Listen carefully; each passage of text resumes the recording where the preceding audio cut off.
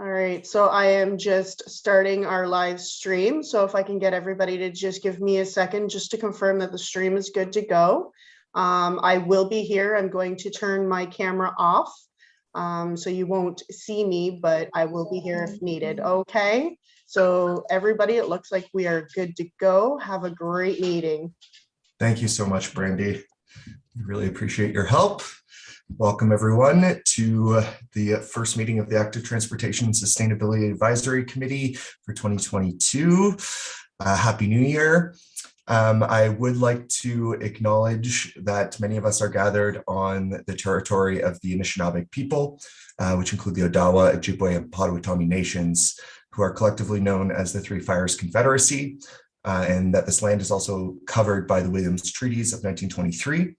And like I usually say at the beginning of these meetings, I think it's particularly important that we recognize the history of colonial violence on this land and the impact of that violence that goes on today in this work that we do around sustainability. Indigenous people have been stewards of this land since time immemorial. So I think it's important that we work together in the spirit of reconciliation moving forward. So there are some new faces here, so I'm thinking we can do a quick roundtable. Let's make it quick just because we have a busy agenda today. So my name is Keenan Owen. I'm the Ward 2 Councillor and the chair of the committee, and we're going to do it popcorn style. So if you can nominate someone to go after you've introduced yourself, that'd be great. So I'm going to hand it off to Laurel. Welcome, Laurel. Hi, thanks. I live in Barrie. I've lived here for about 5 years, and I'm new on this committee. I'm an environmental engineer, and I'll hand it off to Eric. Thank you, Laurel. Nice to meet you. Happy New Year, everyone. I'm Eric Van Wiesenbeck, a Barrie citizen for, I don't know, 50 years or something like that. Long time, and a great interest in active transportation, walking, cycling, do a lot of that myself, as well as recreational. But I'm very interested in that. I'm interested in the planning process in Barrie and how that can facilitate better active transportation. So I'm boots on the ground and eyes on the road all the time. And I'm part of this committee now for a year, and that's how I feel I can contribute, is sort of on the ground. So that's me. I'll pass it off to Shilpa. Good morning, everyone. Thanks for having me here today. My name is Shilpa Dogram. I'm a researcher at the Ontario Tech University in Oshawa, and I think I'm your first presentation, so I'll tell you a little bit more about myself then. I'll hand it over to John. Thanks, Shilpa. So John Northcote, I'm born and raised in Barrie. I'm a transportation engineer by trade. I was born and raised in Barrie and left Barrie for a while, but back, and looking forward to moving active transportation forward. So I will pass it off to Andy. Hi, I'm Andy with Living Green Barrie. We're an environmental not-for-profit here in Barrie, been around for 30 years. Living Green has been around for 30 years. I've been around a lot longer. I am also an arborist and am very interested in greening the city of Barrie and working more closely on this committee with getting more trees planted. I'll leave it there and I'll pass it on to Anne Marie. Good morning, everyone. Ward 3 City Councillor, and love the work and conversations of this committee, tying to my public health background and interest in activating communities and health promotion. And I will tag Will. Thank you, Anne Marie, and Happy New Year, everybody. I am Will Steimel. I am with the Electric Vehicle Society in Canada, so we're all about educating and changing policy in the process of electrifying transportation and getting ourselves off fossil fuel. And I'm losing track of who hasn't introduced themselves. Adam, I don't think you've said anything yet. Thanks, Will. Adam McMullen. I work for the City of Barrie. I'm the manager of energy. I'll be presenting later in this meeting. I guess I pass it off to Sarah. Good to see you, Sarah. Hi, yeah, it's nice. This is my first time officially on this Council. I'm representing the health unit, stepping in for Sherry Diaz as she has been redeployed yet again for COVID. So I am the Climate Change and Health Project Associate at the health unit. So I can bring that climate health lens, but also I have a health promotion background. So I'm here to represent and share perspectives on health. Really happy to see some familiar faces and contribute as much as possible. Thank you. So I'll pass it on to, I think, Sandra.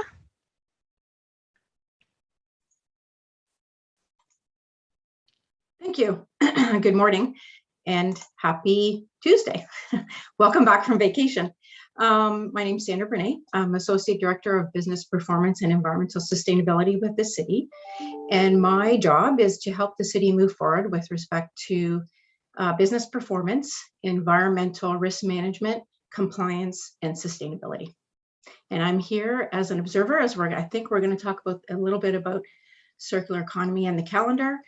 And as well, I was one of the stakeholders in the in Adam's project. So thank you, and I will pass it off to Mike. Hello, everyone. Mike McConnor here. I represent Barrie Transit for this committee for Barrie. Thank you, and I will pass it off to Brett. Hi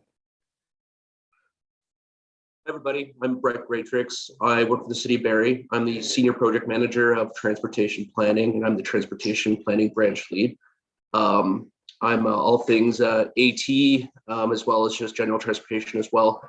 And I'm here to talk about the Bradford Street Corridor Study, the follow-on discussions regarding the AT element of that project. Good to see everybody. And I'll pass it off to Kelly. Thanks, Brett. Happy New Year, everyone.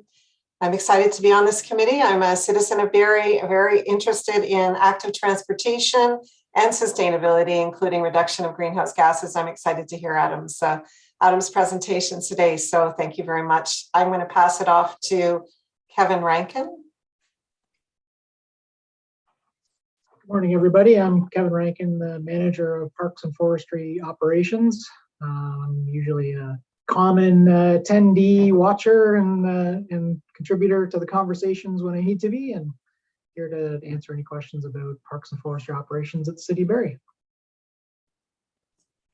Oh, and I'll pass it on to who's left. I think Eric Jacoby Hawkins popped in there.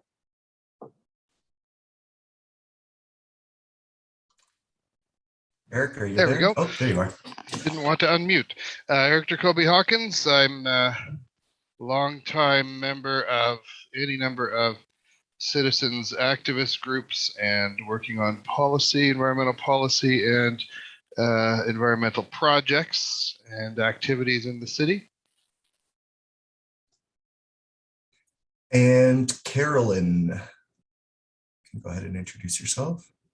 Unless Good morning. No, I am here. I am a member of the Accessibility Advisory Committee, and I am very interested in your presentation this morning, Shilpa, and I look forward to attending the meeting virtually. Thank you very much, Keenan. Thanks, Carolyn. Exciting to have other members from other advisory committees here. That's great. Okay, and of course we all met Brandy Thompson, our superstar clerk, who makes all of this happen for us. So thank you so much, Brandy. No, thank you. Okay, let's head right into the agenda now. So we have two presentations this morning.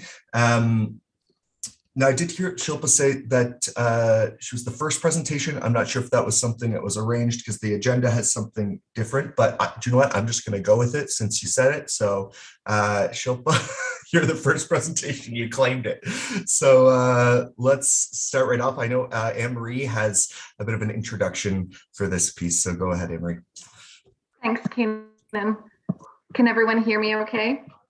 And I've just, thank you. My screen just flipped over. Here we go.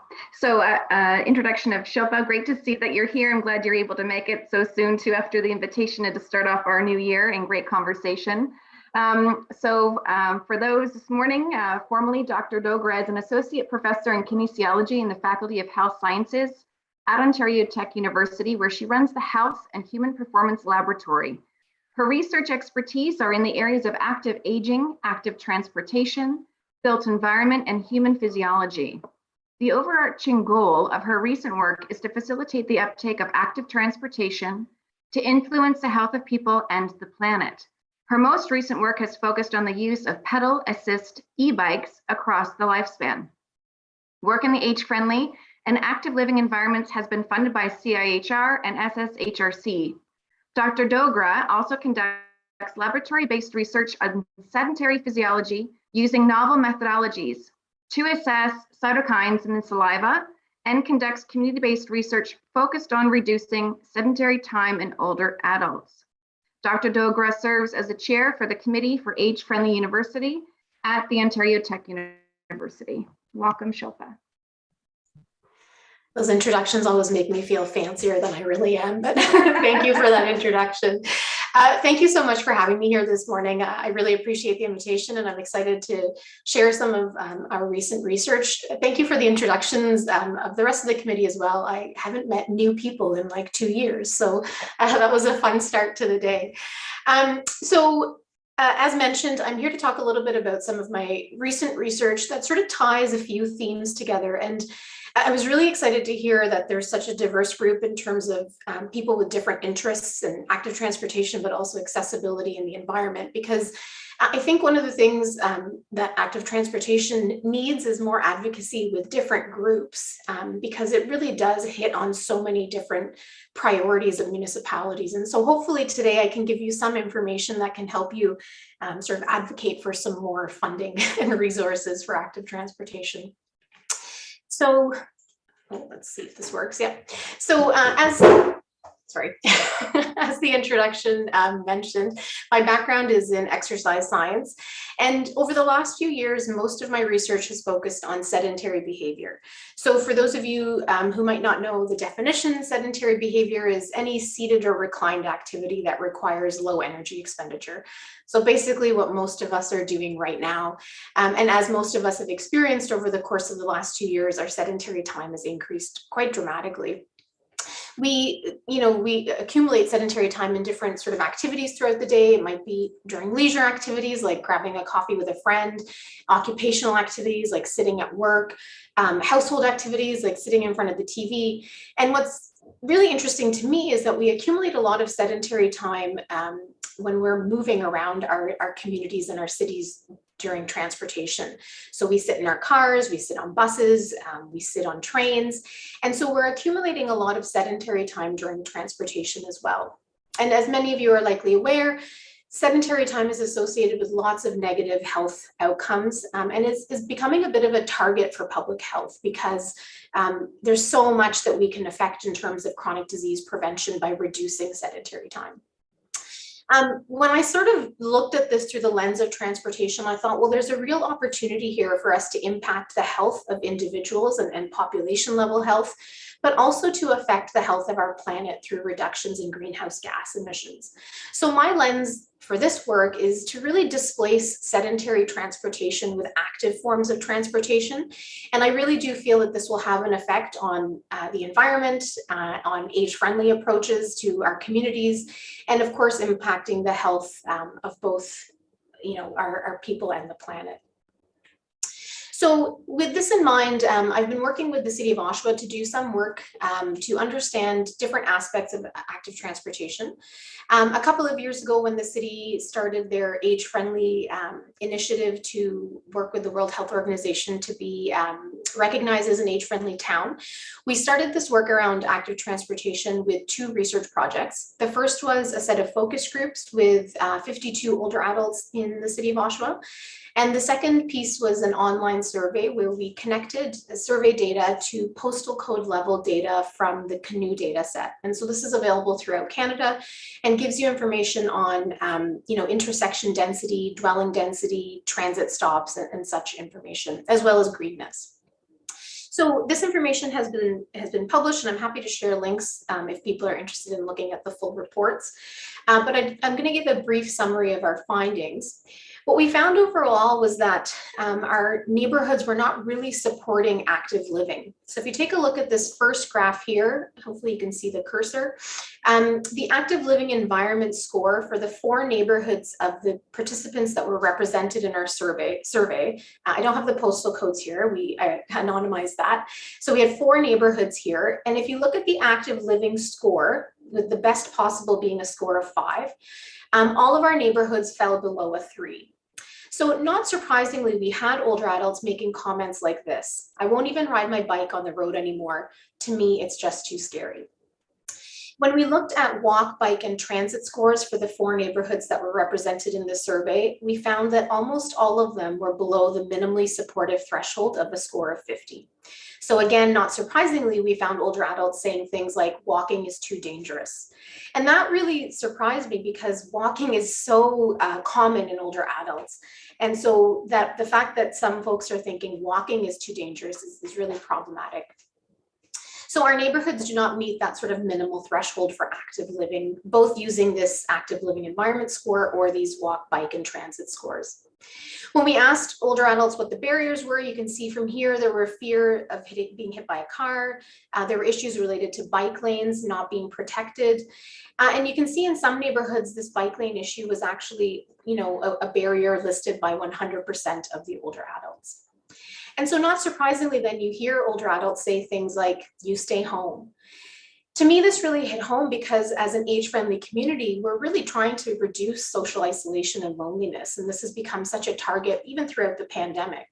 And so the fact that our infrastructure and our community design is encouraging or facilitating social isolation is extremely problematic and something for us to think about more carefully.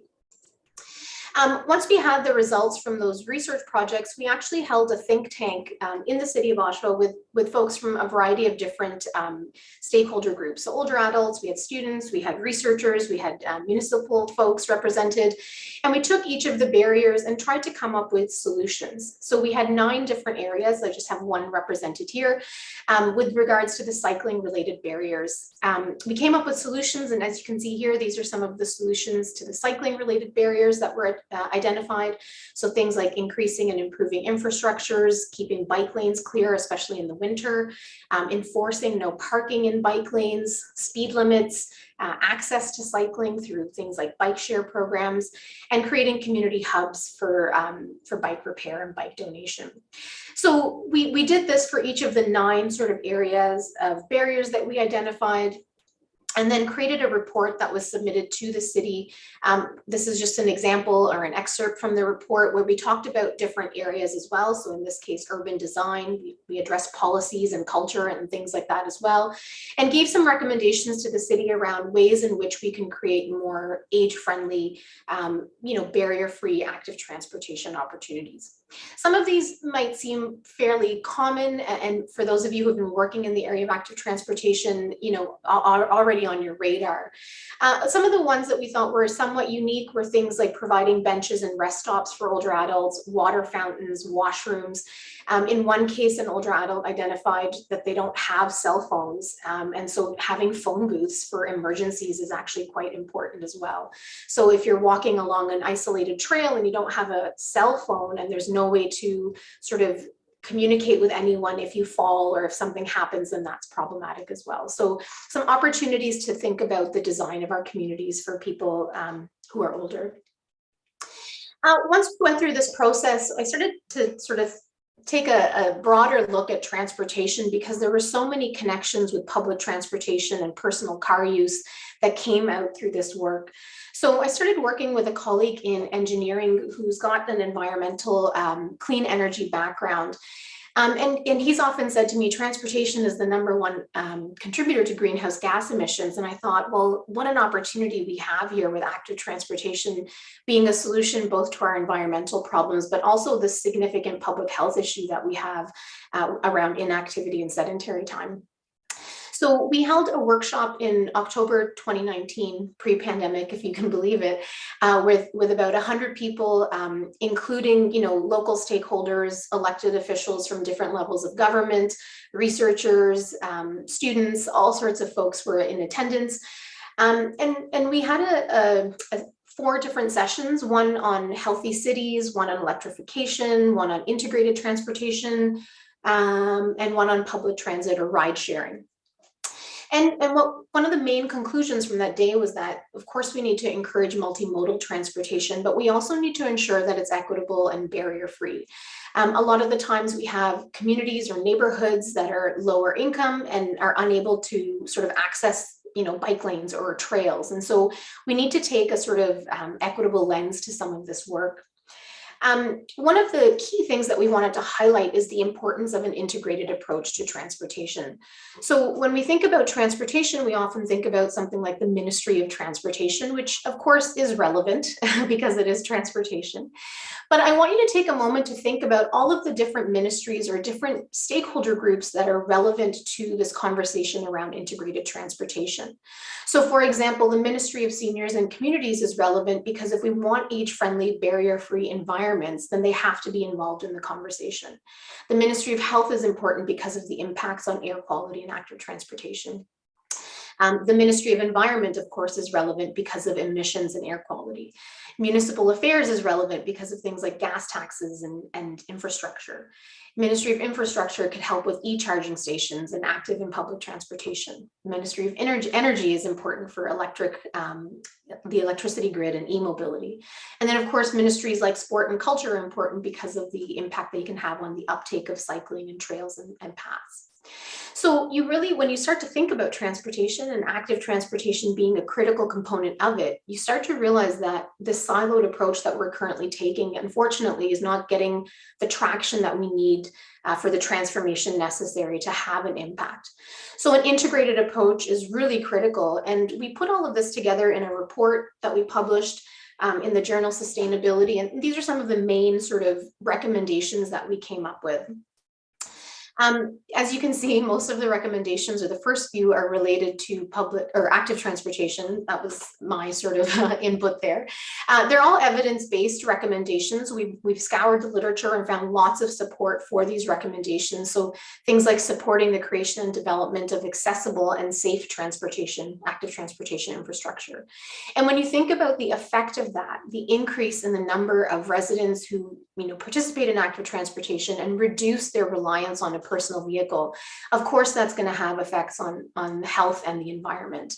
And so as you go through each of these, you see that, of course, the number one thing that it's affecting is a reduction on reliance of a personal vehicle. And as a result, increasing physical activity levels and decreasing emissions. One of our main sort of take-homes or recommendations was, again, to work across silos to improve integrated mobility to impact climate and health-related outcomes. More recently, I've taken this work into the electrification aspect of active transportation and looking more specifically at e-bikes. So we've been talking about age-friendly communities, we've been talking about transportation, and of course, active transportation is a key component of that. When we started to look or chat with older adults, we started to hear more and more about e-bikes and the electrification of active transportation. So we spoke to older adults in our community and did some qualitative work here and asked them what they thought about the use of e-bikes for active transportation.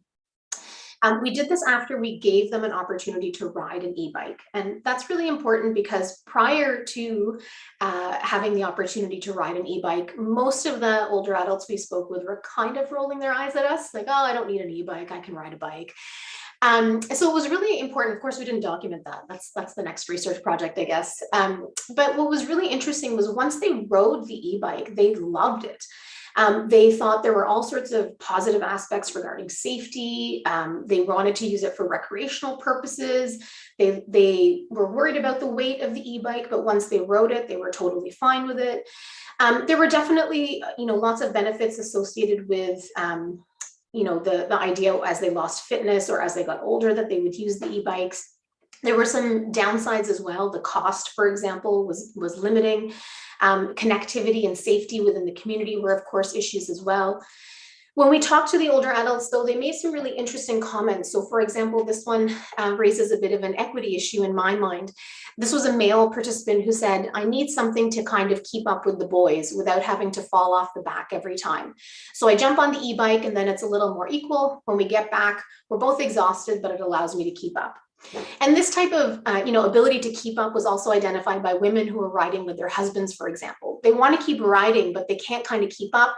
So having an e-bike allows them to continue to engage in that recreational activity. As I mentioned, all of the older adults mentioned that as they got older, they see an opportunity to use e-bikes. And then there were also sort of this aspect or intersection with loneliness and social isolation. One person mentioned about a friend that his health situation prevented him from really riding his other bike at all. So the e-bike has given him some sort of a new lease on life, and that's been great. So again, giving people the opportunity to get out of their homes with a form of transportation that's accessible. Of course, the cost was one of the big barriers. So a lot of people find the 4,000 bike price range to be out of their range. So opportunities for subsidies here, I think.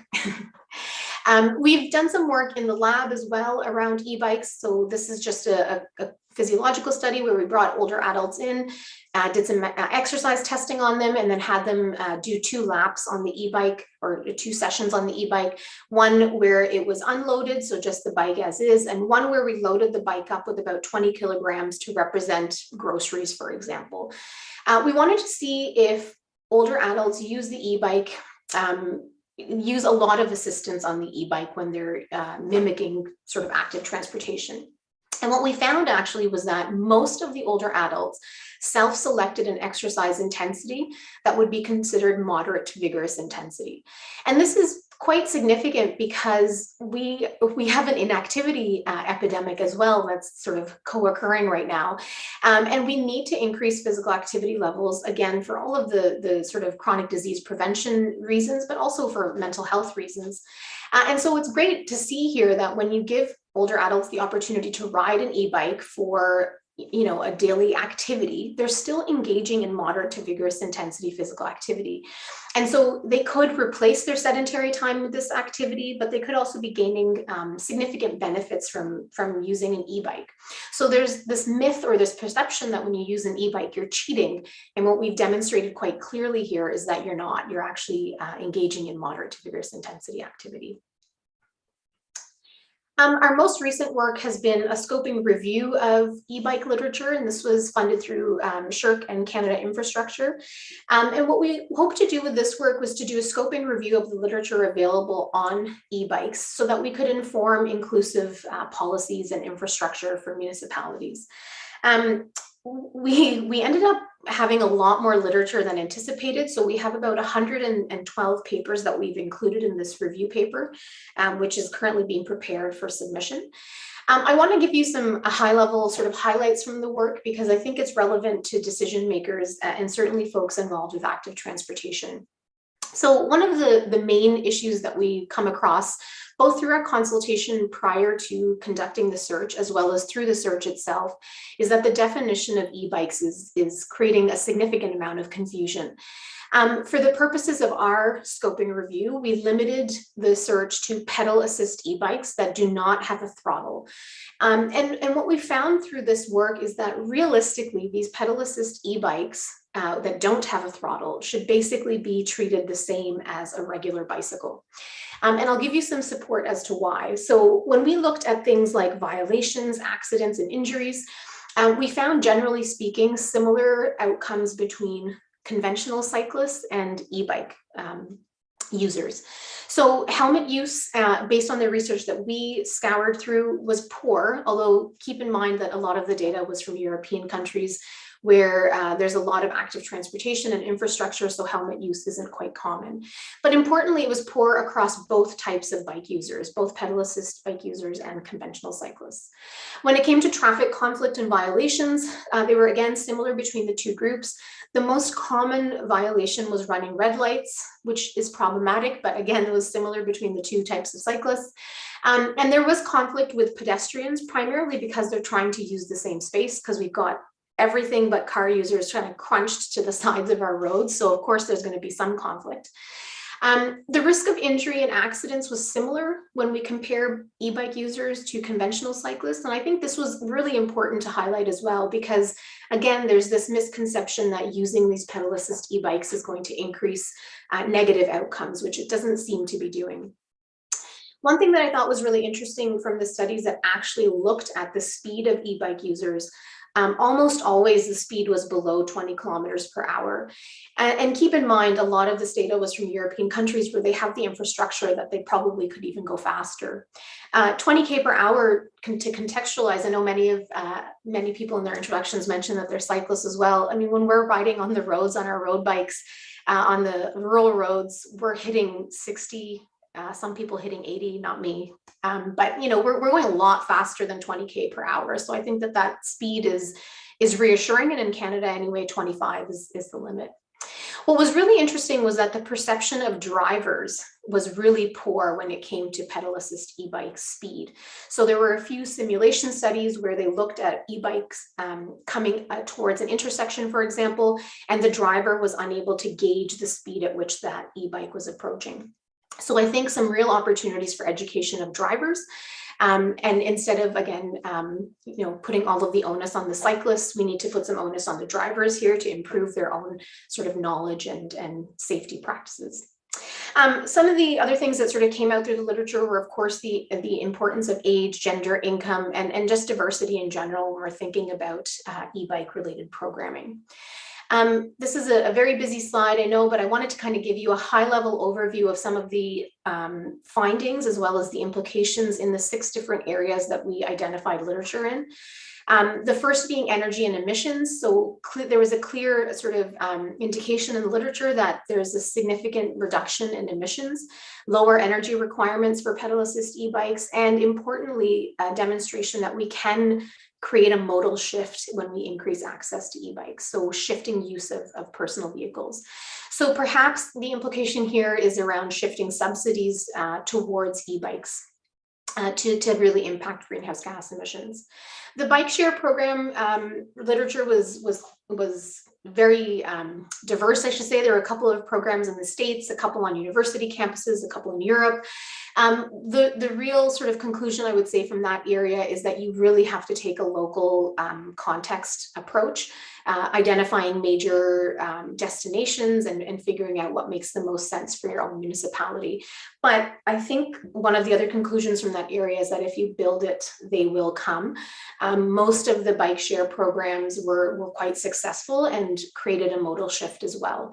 A huge opportunity for first mile, last mile solutions. I've already kind of covered the violations and accidents, so I'll skip that one.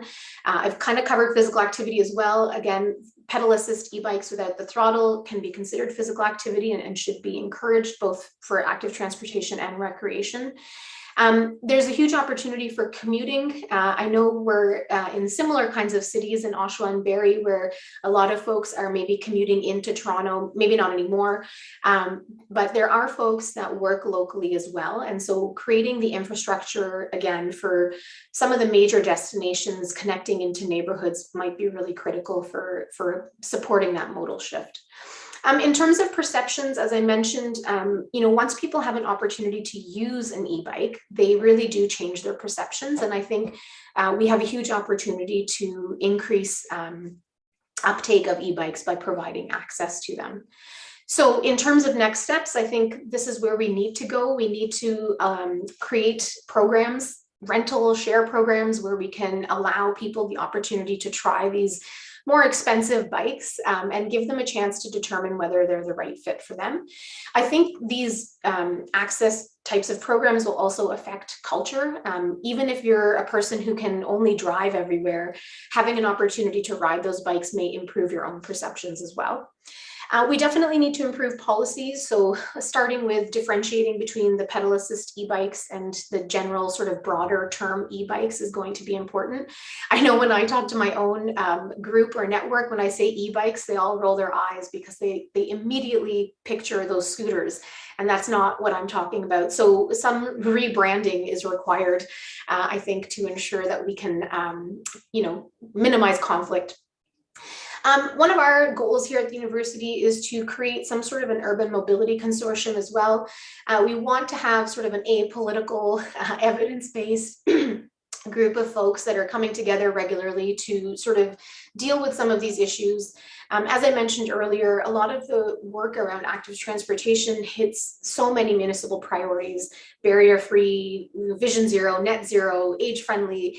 And so I think we need to start taking a broader integrated approach and really pushing some of this work forward as a solution to multiple problems.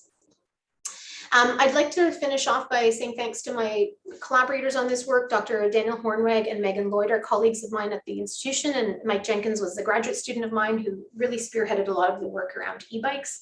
And of course, thanks to my funders and for all of you folks for taking the time to listen to me today. I hope I didn't go over time there. I stopped paying attention to the clock, sorry.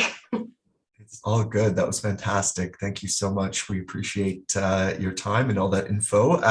We have some time for questions or comments from the committee members, if there are any. Go ahead and raise your hand, virtually or otherwise. All right, Anne-Marie, go ahead. Sure, I'll start off. Maybe some comments and for reference of what this committee is looking at, Shilpa, that aligns. So later on the agenda, I know we'll be talking a bit about Bike the Night around actually looking at mobilizing residents around a ride and some education. This City of Barrie, through this committee as well, has been looking at how to successfully become a bike-friendly city by designation. We have not been successful in the past, but there is concerted effort. So I know we have also seen through the work that Brett has done and through different aspects, year after year, ongoing extension of bike lanes. I think it was 12 kilometers last year, and we'll have more bike lanes moving forward in this year. Anything through the research that also looks at education or adoption. There was some great qualitative feedback around perceptions of e-bikes too. I think that's really beneficial. And I'm also seeing from a technology around incentivizing e-bikes, there's something called a switch. I'll send it to the committee and to you, Shilpa, but I guess it's upcoming technology that might hit the market soon, and it's around actually just adapting your current bike with a motor, a system, so you're just changing the front wheel. It's not a formal investment in a whole new bike infrastructure. So it'll be interesting to see if that becomes one, more affordable, but also supports adoption. But I know we're moving forward in these steps. We've got Firebird as a local community agency around upcycling bikes, access to bikes, and also I think they've been doing some grant work around repair stations. So I think the city at a level through this committee, I think is putting some great attention to that. Is there anything where you've seen readiness for adoption? So I sit on the seniors committee. Carolyn's here from the accessibility. We're hoping after today too, we can share the recorded presentation. But is there anything that you think would be a natural kind of step around how to mobilize residents from commentary that you're seeing around comfort level, getting on the bike and getting on the roads? I think the key opportunity is to create access programs. Like I'm thinking, you know, at the senior center, for example, you could have a few e-bikes that people can try out or take out for a half an hour at a time, give them a try, you know, determine if they like it, if they're comfortable with it, and sort of have these types of bike share programs, but in a safe environment where maybe they can try it in a parking lot because they're not sure what it entails, or maybe they think the weight is going to be too problematic, and so they're nervous about riding the e-bike. So you know, you unfortunately right now, you can't really access an e-bike unless you buy one. And it's hard to invest in something like that until you've had an opportunity to try it. So I think little programs like that will really help. And it sounds like you are committed to sort of the being bike friendly. And so maybe you could even have sort of public, you know, at public events, you could have a couple of e-bikes kicking around that people can try. I'm not sure what the insurance situation is there, but I think that would be a great opportunity because like I said, all the older adults that we had in our study were cyclists. They were recreational riders. So they were quite comfortable on a bike, but had never tried an e-bike, didn't see a need for it. Why would I use this e-bike? And loved it immediately. So if that group can transition to loving an e-bike, then I certainly think there's a lot of opportunity in folks that aren't as comfortable on an e-bike or on a bike in general. Fantastic advice. Thank you. I see John's hand and Kelly's hand after. Great. Thanks, Keenan. And yeah, great presentation. Thank you for that. Really good information.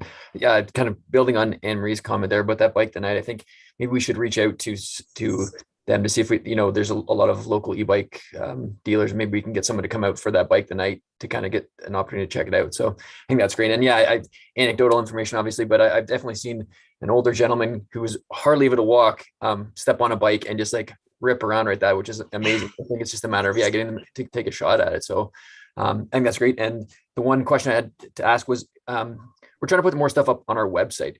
Is it okay if we put the presentation on the website and a link to it or how does it? I might have to wait for now just because some of the information isn't published yet, but I can definitely send you links to some of this stuff and I can let you know when it's good to go. Okay, great. Yeah, that'd be good if we can provide that link. Great. Thank you. Great. Kelly, go ahead. And then Eric, you're next. Thank you, Shilpa, for that wonderful presentation. I love data.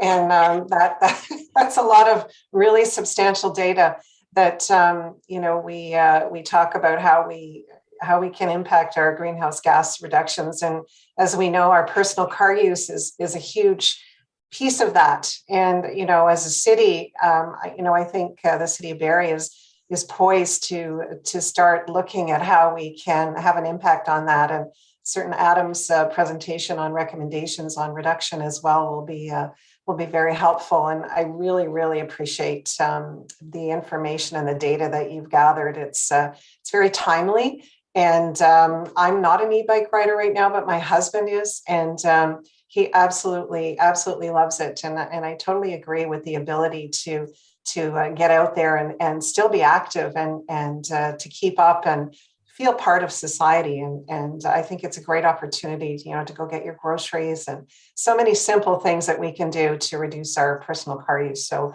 really appreciate that information. Thank you so much. Thanks. I should say, my research focuses on older adults, but I don't want to neglect the other end of the spectrum. There's a growing number of e-micromobilities that young folks are using as well. And so we need to start thinking about bringing that into the conversation. Other countries weren't prepared for it. I was in Israel a few years ago when there were scooters laying everywhere.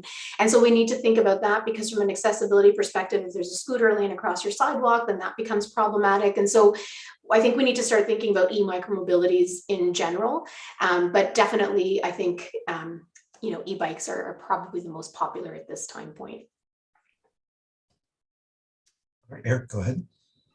Shilpa, thank you very much for your presentation. Your study is very interesting and it's great to see a study, with proper backing up data and some clear recommendations.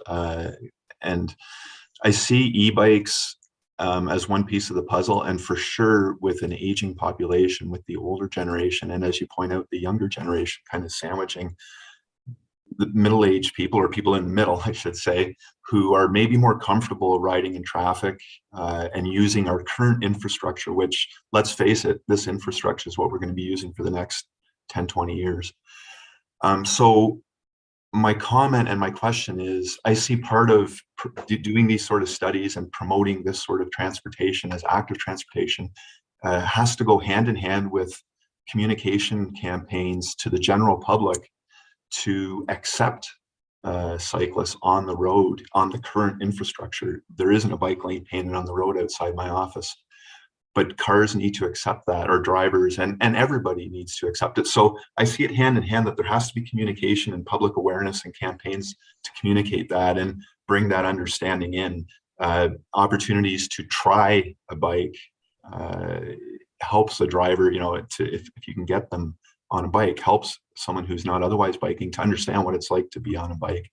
So my question is, in your studies or in your conversations around this topic, have you done any ideas around public campaigns and how that should work hand in hand? Yeah, there unfortunately hasn't been much around public like education types of campaigns. And so I think there's some opportunities there. What I will say from those driver simulation studies, it was quite clear that we need driver training. And so I think that that's going to have to be one of the key recommendations that comes out of this work. The onus can't always be on the cyclist. I mean, it's kind of silly to say, hey, wear an orange vest and you'll be safe. Like that's not the solution. So driver training is absolutely critical. And what that entails, I mean, if you've already had your license, you know, interestingly, the studies showed that the longer a person had been driving, the worse their perception was of the speed of the oncoming e-bike. And so, you know, what do you do then? Do we put in, you know, educational programs? Do we somehow test people if they've had their license for 10 or 15 years? I'm not sure that we'll ever be able to get that type of thing in place, but we definitely need to start to shift the conversation to more driver training and putting some of the onus on drivers. And I think there's definitely opportunities for public campaigns. And this is why I think having e-bikes or having bikes out there for people to try is going to be important, because as someone who drives around their community for whatever reason, you know, maybe they have a mobility limitation and they're unable to bike or walk in their community, they can still start to gain an appreciation for it. Like you said, you know, there are now e-trikes available for people with disabilities. So if we can get a couple of those in our communities that people with disabilities can even try and get a sense of what it's like to be on the road. You know, when I'm biking on the road, some drivers will give you lots of space, some will give you very little space. So just having an understanding of what it feels like when you're on the bike, when a driver passes you closely and fast, I think will be really helpful for drivers. So there's definitely opportunities around driver training. I will say, you know, calling a painted line a bike lane is problematic as well, because as we've heard through many of our conversations, if it's just a painted line, there's cars parked in it, there's snow shoveled into it. And so it's not really a bike lane if it's not a protected space. And so I think that that's another thing that municipalities need to start thinking about is, how are you counting your bike lanes? Are you counting them because there's a line of paint with a little bike symbol in it? Or are you counting it because it's actually a protected lane that only bikes can be in? We had a bike lane put in Oshawa a year or two ago in our downtown core, and we literally saw a delivery truck half into it over the barrier. And so, and this is common, right? Like there's always cars and trucks and buses, even, you know, municipal buses that are parked in bike lanes. But even when there's a protected barrier, sometimes these vehicles are able to get into them. So we need to start thinking a little bit differently about even what we're calling cycling infrastructure, because I think that's going to have a huge impact on the uptake as well, and reducing conflict, right? Yeah, agreed. And all those things you mentioned contribute to the perception that came out in your study, the comments that came out in your studies of, I don't feel safe on the road. Exactly. Right, in the older generation, and the same thing really again on the younger generation probably too. So it's important to tackle all those little things. They all contribute in the long term. And again, we're stuck with the infrastructure we have, so we need to figure that out. And I think public awareness and education is an important part of it. So thank you for your comments on that. Yeah, it's fine. We are stuck with the infrastructure we have, but I think it's important to see, like when you look at what this pandemic has brought in some of the European cities that said, no, we're shifting to cycling. It's amazing what happened in a year, right? Like, I mean, I think there's so much opportunity. And so it's this whole concept of, and this is why I think it's important to package active transportation better and say, no, this is a solution to net zero, vision zero, barrier-free, age-friendly communities and everything else you can think of. Because if we say we're committed to these things, then the budget simply has to align with it. And that's just not happening right now, right? Like, you know, you'll talk to folks and say, oh no, it's absolutely a priority. Well, if it's such a priority and it costs a little, then why haven't you done it yet? So I think this is where, you know, using the right terminology and advocating for it through multiple avenues is going to be really critical to convince folks to spend that money on active transportation. Thank you. Thanks. Thank you for that. Are there other questions or comments on this piece? Anne-Marie. A quick comment on the mention of Vision Zero, and before Dr. Dogra leaves us, I wasn't sure if, Brett, I know you've been championing a lot of that work and it's yet to come forward, and there's some collaboration across municipalities, but I can't help but think of a couple things, and I'm not sure if it's worth a comment before we lose Shilpa, which is work that we want to do on Vision Zero that we've talked about, but also we've just in the next budget supported funding for enforcement officers with a context lens of these are proactive enforcement. And so is there something this committee should proactively be doing as a statement that says, part of these enforcement officers that we want to be seeing really should be also targeting on ticketing parked cars? And what is the education we're doing around the shift of this municipality going from complaint-based enforcement to proactive enforcement? And is there communication and engagement piece there for the public around, okay, warning, we're starting to take this change approach. And in addition to that, don't park in our painted bike lanes. And so wondering about, what role can this committee have around making a statement through to council that then can enforce or influence communications, but also, Brett, is there something that ties to the work that you're looking at from a Vision Zero that aligns that we should be prioritizing? From the proactive enforcement standpoint, my experience has been fairly positive. We're not seeing too many folks parking bicycling lanes, and I'm not on every street at every time, so maybe committee members have experienced that differently. I do know with Harvey Big Bay just being put in, traffic services is in process of coming forward with a staff report to request no parking on that segment of roadway. So there is a segment between Veterans and ESSA where the bike lanes have been constructed where folks living in that townhouse complex do park on the road right now. But that will be coming this year to have that parking provision put in place. On most of our roadways, they're either arterials or collectors. So the feel really isn't there to park on them anyways. Like it would be, you feel out of place to park on such a busy road. So we're fairly fortunate that way, but any opportunity to prevent that or have our folks, if they see that, ticket that's definitely a benefit. But I haven't heard too many negative things about that. So that's at least a positive.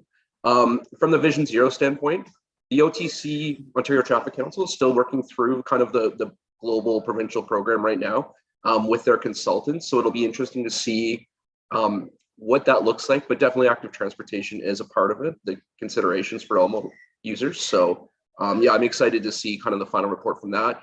And then as the city looks to build upon that, once that's completed, where we can take ours.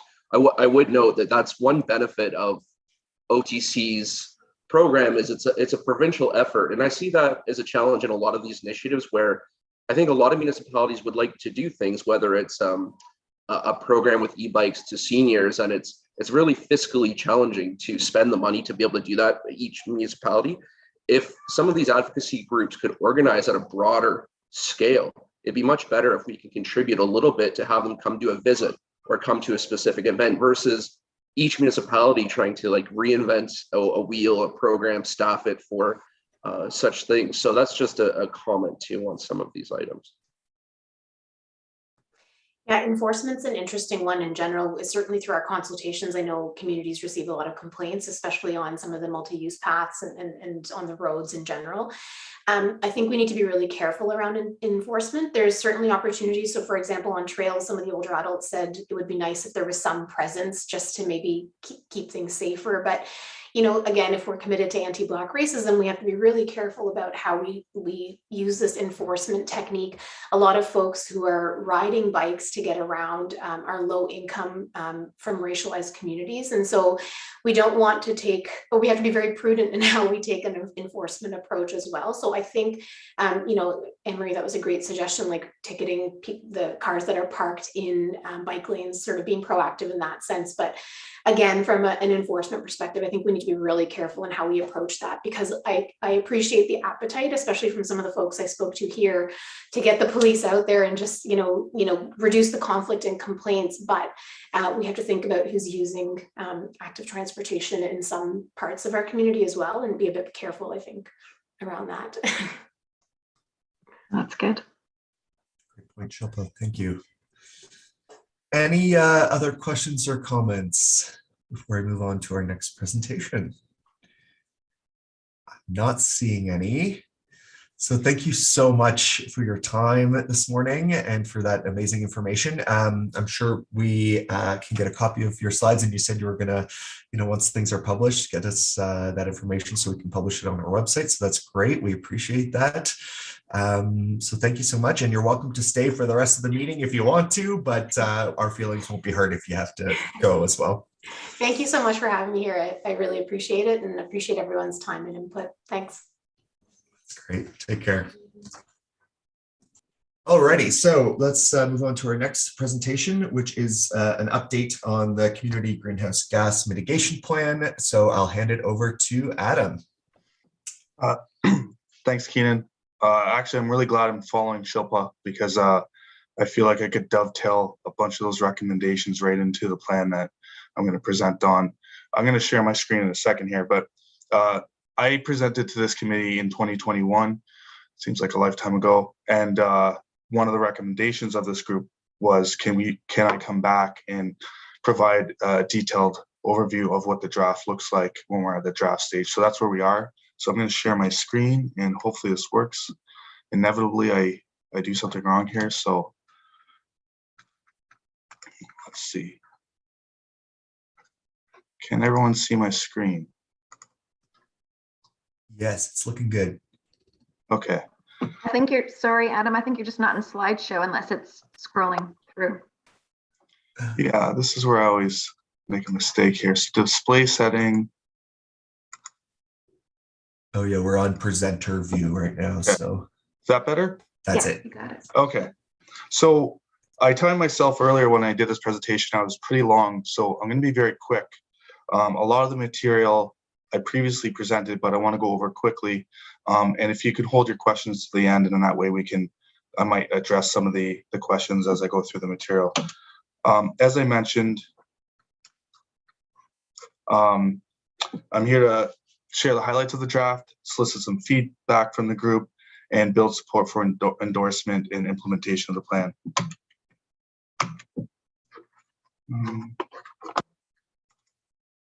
Sorry, my computer's a bit slow here. So how did we come to develop the plan? Here's just some of the activities that preceded the plan. In 2018, Council had a motion to establish funding to support the development of a plan. We were a bit delayed because of a change in the provincial government and the funding associated, so we didn't actually get started on the plan development until late 2019. Council has a strategic priority to mitigate, they added while mitigating and adapting to climate change as part of one of their priorities in this term. And there was a climate emergency declaration issued in October 2019. This is it's a bit busy, but it shows what we've done to date.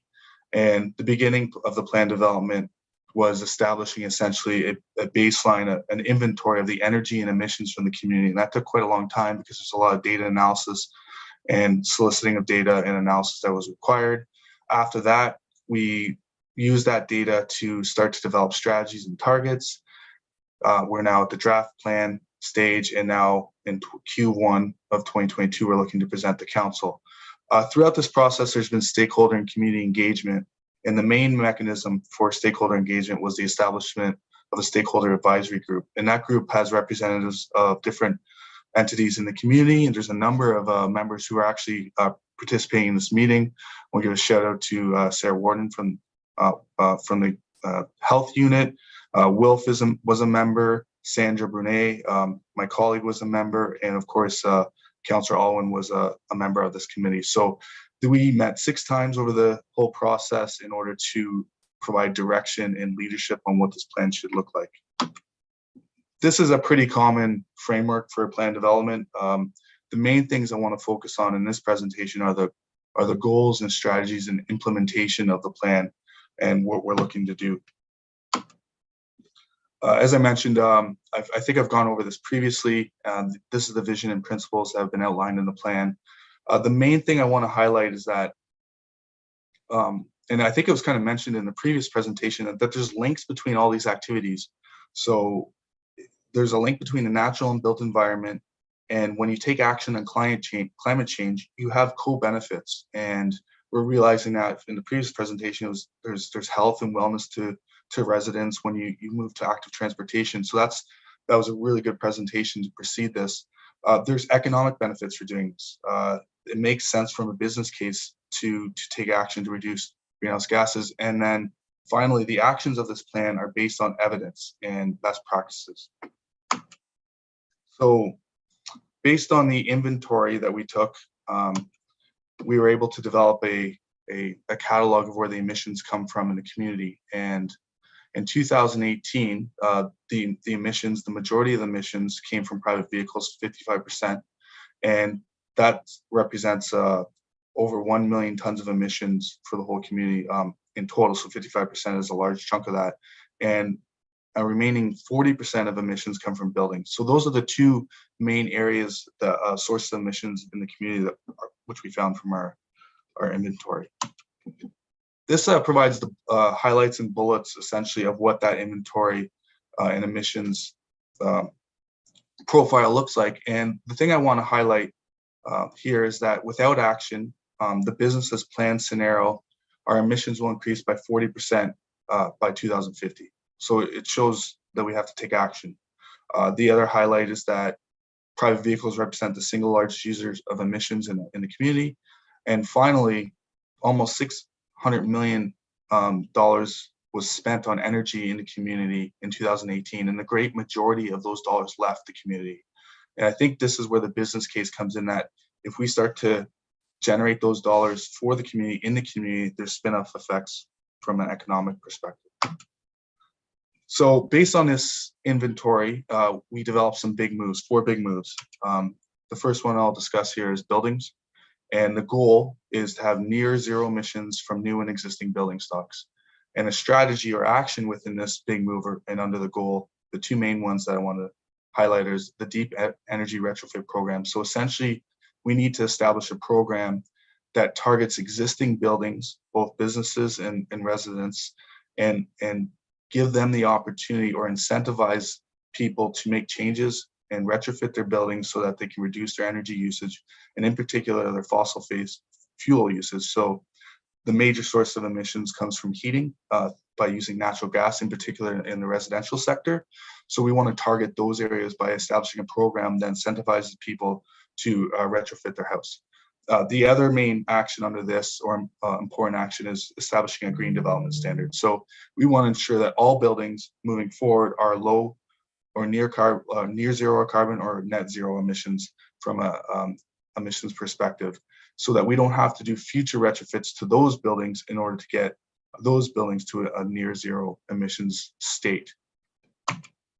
Another big move, of course, and one of probably the most important moves, is transportation. It represents 55% of emissions, and the goal is similar to the buildings, near zero emissions from transportation. And this is great that I'm following the previous presentation, because essentially there's 2 focuses here. One is we need to move people away from the vehicle. So how can we incentivize and how can we implement policies and programs and plan appropriately that people move away from the car? And then for those who still use a vehicle, we have to get them to convert to a low carbon energy source, which is mostly we're targeting electric vehicle adoption. So those are the 2 areas of action under this goal that are necessary to get us to near zero emissions moving forward. There are 2 other big moves that kind of capture all the remaining emissions from the community. And I know Sandra's a participant on this particular meeting, and she's leading a circular economy strategy. So essentially, we want to look to reduce waste through establishing a strategy. And I understand the corporation will be doing that in the future. And then finally, a big move that looks at essentially the built environment. So we have to ensure that we are building, the built environment has to be more sustainable, and then also valuing our natural heritage assets, because it's becoming apparent that in the future, carbon sequestration is becoming more and more important to tackle those emissions that are left over that we'll have trouble eliminating. So I know I'm flying through this, but now that we've looked at our goals or our big moves, we have our target. So this plan is aligning with the Paris Agreement, and that's to reduce emissions by 45% below 2018 levels by 2030 and become net zero by 2050. So that's good. I'm glad we're aligning federally, and that was just updated recently. I want to identify that the big moves that I've identified in the plan, we've modeled them, and based on the best practices and evidence to date, that gets a reduction of emissions to 32% by 2030 and 72% by 2050. So that's actually a big chunk of reductions based on actions that are being taken right now by communities. And we went further and we said, okay, well, if we want to accelerate those emissions to try to align with the 1.5C consistent model that's used to develop the Paris Agreement, what do we need to do? And essentially, we have to accelerate some of the actions when it comes to building retrofits and uptake of electric vehicles. And by doing that, we're able to increase, the model shows a reduction of emissions by 50% by 2030 and by 87% by 2050. We acknowledge that there's a gap because that 2050 number isn't 100%. And that's mostly because some of the activities when it comes to buildings and electric or vehicles and transportation, we haven't assumed 100% uptake. And I think the understanding is that as these plans move forward and have reiterations, that gap will narrow and we'll continue to tackle it. So what are the next steps and what does the plan implementation look like? Cities have a control over half of the emissions. So the city plays a key role in implementation. And when you look at the best practices for implementation, these include ensuring there's a dedicated staff resource within the municipality. And I want to acknowledge and provide kudos to council because they have supported a full-time permanent position in the 2022 budget for a climate change coordinator. So that's excellent.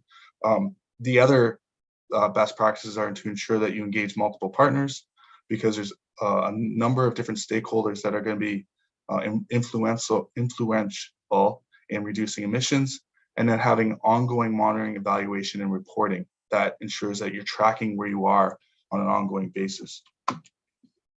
So the proposed model in the plan is a municipal-led and a community-supported implementation framework. So essentially, the city provides leadership and administrative resources and oversight. And essentially, we would establish action tables that would target the big moves in the plan. And those action tables would have representation from different stakeholders in the community. So for example, you'd have an action table that looks at buildings. So you would ensure that you have the right players at the table for that action table. And that action table will be responsible for vetting, reviewing, and ensuring that the actions in the plan under that big move make sense and are getting us towards our target. And then the city would support the implementation of those action tables administratively by providing a resource to ensure that they're coordinated properly. And then if there are any actions that arise from those tables that have, say, funding implications, those would be directed to council so that council could have an input or a decision to support actions if they're recommended through those action tables. I kind of mentioned it just previously, but the city has a key role to support the plan financially. One is to have ongoing operational funding. You need to ensure that you have a resource that is actively collaborating with the different stakeholders through the action tables, ensuring that people are aware of what are going on, and you're taking advantage of all the initiatives that are going forward. And then funding for implementation of specific strategies. And there's some examples here, but you could provide financial support to local homeowners and businesses. You could provide programs that have seed funding with third parties. You could develop a sustainable financing model. All of these activities still have to kind of rolled out during the implementation. So what's the next steps? We have to obtain council endorsement of the plan. So we're looking to go to the council in Q1 of 2020, establish the action tables and initially target the transportation and building sectors, and then initiate the city-led strategies that are directly under the control of the municipality. So begin development of a deep building retrofit program, establish a green development standard, identify the scopes of the various feasibility studies that have been outlined in the plan, and develop a corporate net zero emission strategy so that we're aligning with the community strategy. And I know we don't have a full draft available yet for this group to review, but we will have one available in early February. and I'll send out the link so that you'll have a full review opportunity and provide input on the whole plan. But this provides the meat of all the materials in there. So that was a quick whirlwind, and I know it was fast, but I want to make sure there was enough time to talk and address any questions you may have. So I'm just going to stop this. And, I'm going to stop sharing.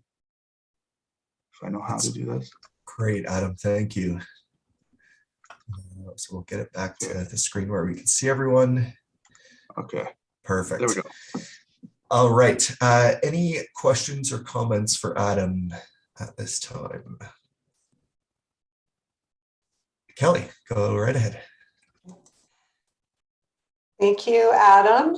I really appreciate that presentation. I guess I thought I was looking for actual action items, but what I'm seeing is a plan to build action teams. Is that kind of what the scope of the committee work has been? Kelly, thanks for the question. I circulated this plan internally within the city for feedback to my colleagues, and that was raised often. It seems like there isn't specific actions in some cases, and that's because the scope of that activity would be too large to go down that path to work through the strategies and then identify the actual actions. There are some, and you'll see that in the draft when I circulated. So one is establish a deep energy retrofit program. So that's one example. Another one is to establish a green development standard. And then that would be led by the municipality, and that's laid out in the plan. But then the action table would also review those plans and programs and how they look. And if there's any other actions that could be facilitated through other key stakeholders in the community that aren't directly on the responsibility of the city, then there would be recommendations or identification of measures to support those needs. So the challenge is there are some activities that are directly under the city's control, but then there are a number of activities that are needed to be implemented that aren't under our direct mandate. So we have to have an implementation framework that allows us to ensure that the city is doing what is necessary from their perspective, but also how can we ensure that those other groups, other key stakeholders in the community are engaged and have the opportunity to reduce emissions from their perspective. So that gives a bit of background. I'm not sure if I answered your question fully, Kelly. Yeah, thank you, Adam. I'm sure more will come out as well once you send out the next round of things, and it's all open for more feedback, I suppose, before it's presented to council. Is that for March, the goal? Yeah, February, we're looking to circulate for feedback, and then we'd be going to council at the end of March. So we would get that feedback and then have another revision of our plan. Thank you, Adam. All right, I see Will's hand and then Anne-Marie. Yeah, thanks, Keenan. And this is just building on Kelly's question. Adam, if I remember correctly, I think we did go through an exercise where we had some action recommendations that the group formulated. I don't know whether that ended up in the report or not. Well, yes. So there's an implementation table, and then there's a large matrices of who would be the lead as a partner, and then who would also assist in a resource role or perhaps as a partnership. So it was a large table with many different groups, but that's the intent. The challenge is that there's some activities that are very clear, and then there are other activities that need further work. So, for example, a renewable energy strategy, it's going to be necessary to enhance our deployment of renewable energy, in particular solar PV. And it's unclear at this point what that looks like because we didn't go down that scoping activity because that's a whole other exercise on its own. So that may involve the local utility taking the lead on that. But the action table for, say, buildings might say, okay, let's partner with the ISO, Electra, the city to help establish that kind of strategy. And then further actions will come from it. So there are some areas that have specific actions and others that are more high level. Any follow-up on that, Wilf, or you're good? Okay. Anne-Marie and then Laurel. Thanks, Keenan. Sorry, I lost connection there for a bit. So my apologies if this has already been asked. I think I came in just as you're responding to Kelly's question. So just as we were entering into the holidays, staff at the city had shared that the OP is complete. With the timing of your work, Adam, can you speak at all to how your recommendations from a timing standpoint fit with the OP? I'm more looking at how do we ensure that any recommendations that are policy informing don't get missed based on the timing of where we're at in the OP? Can you share like your connection with staff or any staff on the line? Can you share how this is going to be incorporated, knowing that recommendations aren't coming back until the spring? Well, we had a draft of this plan in a further previous iteration a while back. And what I did is we used the strategies that we had, and we did a deep dive into the official plan. And the project team reviewed and identified wording in the OP that should be updated, changed, modified. I also worked with Sandra's group because they did a deep dive, and when there was opportunities for me to add input to their comments, that was included. And one example would be in putting enabling wording that allowed us to potentially add a green development standard. So you have to ensure your OP allows wording for that. It does. And now when we go to put that program in place, we'll be aligning with our OP. And so there was I'm not a planner, but there was a lot of motherhood statements that were included to ensure that if we want to do further action, we're going to capture it. It's a very daunting document, the official plan. So I'm not saying we captured everything, but we went through it word by word, and we got the main things that we know right now we're going to need to do. And I hope that a lot of those future activities 5-6 years down the road we're able to implement because we've allowed for the proper wording in the official plan. That's great, Adam. Thanks for sharing that, and thank you for being proactive with that and your collaboration with staff. All right, go ahead, Laura. Thanks for your presentation. And I wasn't part of the committee when you originally corresponded. So I was on the website prior to this call, and it looks like you've collected a lot of data, and it's very interesting. I was just wondering how, like, I think you talked about this a little bit in your response to Wilf, but when you're looking to collaborate with external agencies, like some of the programs that are offered, they come and go with changes in municipal governments and changes in, for example, like the Enbridge program has been around for a while now for the energy retrofits, but generally they come and go. So it seems like a challenging task to coordinate with those other potential grants or retrofit programs. Like, do you have any idea how you'll tackle the changing priorities? That is a great question, and it is an utter challenge of retrofit programs. There's actually a member of the stakeholder advisory group who is personally undertaking she's purchased a heat pump, and she went through the federal program to try to get that grant. Her field is in energy, and she is having a troubling time to navigate it and to get the incentive and realize after the fact she probably wouldn't have gone down that path because it's so cumbersome and it's not likely going to the output. So it is a challenge. And the gold standard of these programs, we kind of look to kind of the city of Toronto, and their uptake on their program actually isn't all that successful. The challenge is that it has to be simple, and the economic barriers and the upfront requirements need to be streamlined. So often having an energy audit eliminates a number of potential participants immediately because they don't want to put the $500 up to get it back in 3 months or whatever it may be. So we are actually looking to partner with the Clean Air Partnership, which is an entity that looks to reduce emissions throughout the province. They have a number of municipal partners, and we're looking to perhaps have a partnership where they establish a umbrella service, and then we opt into that. And the city actually just completed a study that allows us to, engage in some funding through FCM for that. So I guess what I'm saying is very challenging. We have to establish a program that is simple and straightforward, and likely we need to partner with an entity that provides a service throughout the province so that we're opting in, it's standardized, and then it also allows, contractors in that to understand that if they go to Barrie or if they go south to Innisfil, it's a similar program and they don't have to worry about differences in applying and that type of thing. So that's the long-winded response is that it's challenging and we need to do a better job than has been done in the past because of the nature of the changing in funding from different entities. That makes sense. Thanks. Any other questions or comments from committee members? Wilf? Yeah, thanks again, Keaton. Adam, I wonder whether we should just mention the carbon budget concept that we discussed that ensures that we stay on track on these targets. Yes, Wilf. I'm really glad you're in this meeting. It's like having a support leg.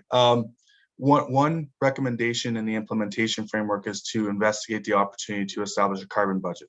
So there's a difference when you have a target versus a budget. A target's like, in 10 years, we're going to get to that number. It doesn't matter how we get there. A budget is, okay, this year we have this much allocated in resources and how much did we use? So the idea of a carbon budget for the community is to say, okay, from now till 2030, we have this much carbon we want to emit. From now to 2050, we have this much carbon we want to emit. If we break that out per year based on the actions we want to implement, where do we get? And then we can track that and we can say, well, we're missing, after year 2, we're missing on our building retrofits. We need to tweak that or we need to incentivize this more. I do budgeting for utilities for the corporation. I have a good software. It takes a lot of resourcing and time. So I think flushing out that implementation framework will take a bit of time, but I like the idea because I feel it's much different than getting to a target 2 years before and realize you're out by 12%. If you have a budget, you know year by year where you are and a variance and why is there a variance and what can we do to attack that variance. And then you know, okay, we need to tweak things. So that's going to be in the plan as a implementation framework action, and then we have to flush out what that looks like. All right, thanks for that. Eric Jacoby Hawkins, you have your hand up, and then Kelly, I see you next. Yes, I'm just wondering in conjunction to a couple of related things. These have to do with funding for energy retrofits and upgrades. And I wonder if the local improvement charge system has been identified as a funding tool for that. And also there's a municipal fund grant that we got back in August, I think. Is that grant funding this study, or is that be directed to related studies? Thanks for the question. So there's a few parts of that question I'll address. The first is that the deep retrofit program will have to utilize the local improvement charges regulation. That's the mechanism by which the municipality can support retrofits in buildings. So that will be the avenue by which we implement. And the city has received a number of grants from the Green Municipal Fund. My group has, I think, 3 or 4 in the last couple of years. One of which was to do a study of the residential profile of the community, and then identify what opportunities from an emission standpoint are there. That the draft of that has just been completed. We partnered with the Clean Air Partnership, the city, at no cost to get this study done. The benefit of this study is that this output of the study allows us to go to FCM, the Federation of Canadian Municipalities, to ask for grant funding to support the development and the implementation of a program. So then they say, okay, you've checked the boxes, you now know what opportunity you have. Now we can give you money as seed money to help support a deep retrofit program. And that might be, we may be able to then use that to partner with the Clean Air Partnership that would provide perhaps a motherhood or an overarching program that could be offered to other municipalities. It's kind of convoluted, but the answer is yes. We're going to use the local improvement charges regulation. And secondly, we've done a study, and once that's finalized, I'll share that with this group. It's excellent, it's amazing. And it allows us then to access further seed money from FCM to then move down that path. And it's good because we're moving ahead with this, and that study costs us no money. So I was lucky enough to be corresponding with the executive director of the Clean Air Partnership, Gabby, and she said, do you want to participate? So we're moving along. So hopefully we're that many steps ahead when we go to implement this plan or start implementation this year. Awesome. Thank you. Kelly, go ahead. Oh, you're on mute. Thank you. You know, as we listened to the presentation prior, and I know, Adam, in this report, it was identified that our personal vehicle use is the one that's the huge impact when it comes to greenhouse gas. And I just don't want that one to be missed, you know, when it comes to, I hear the deep retrofits and that's great too, especially for housing. And that really, you know, deep retrofits are a big investment.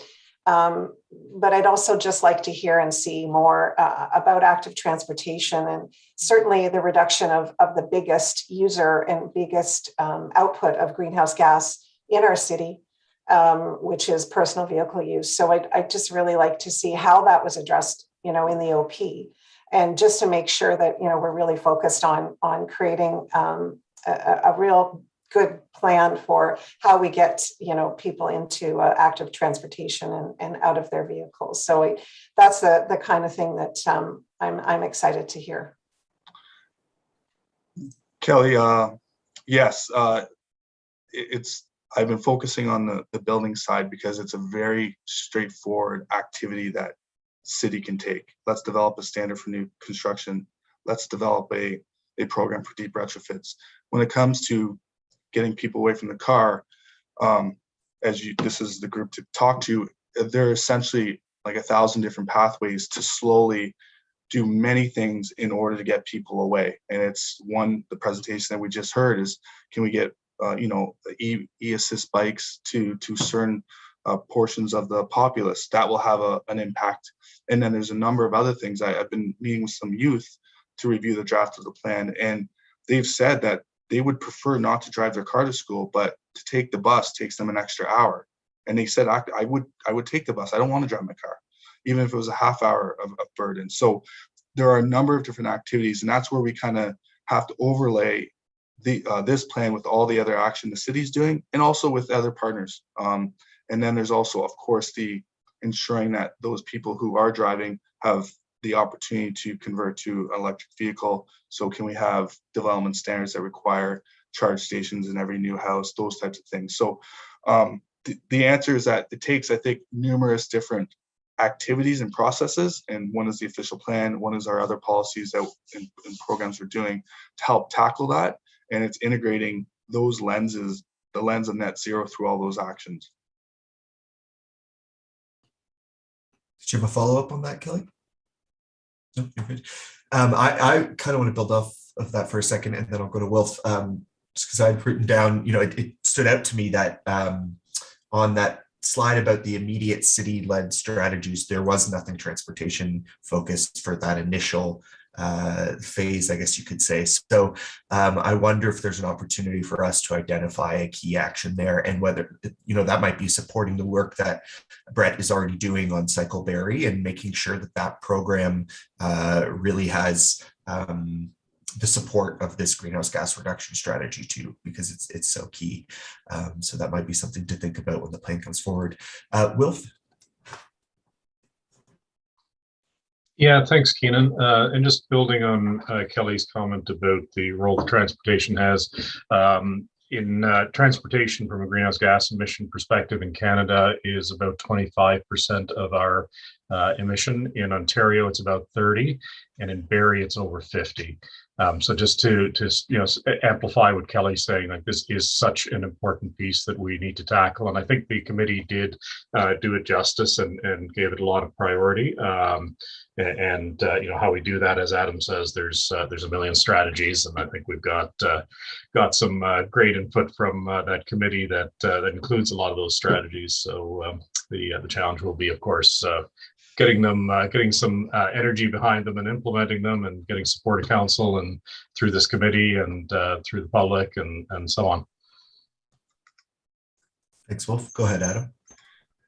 Keenan, you make a really good point. I think it's a miss for me, and I can rectify that, not to identify all the other actions that we are taking corporately as a city when it comes to transportation. So when I do in the plan, it's in there, but when I do present to council as well, identifying the next steps is, here are the other implementing or overlapping strategies that we're working on that have this consideration, including conversations with Brett, which I've had. But it's a good point to make, because I think I am really focused on the building side, but we're doing lots corporately, and there's lots happening in the community that are tackling transportation that should be identified as the next steps as well. That's great.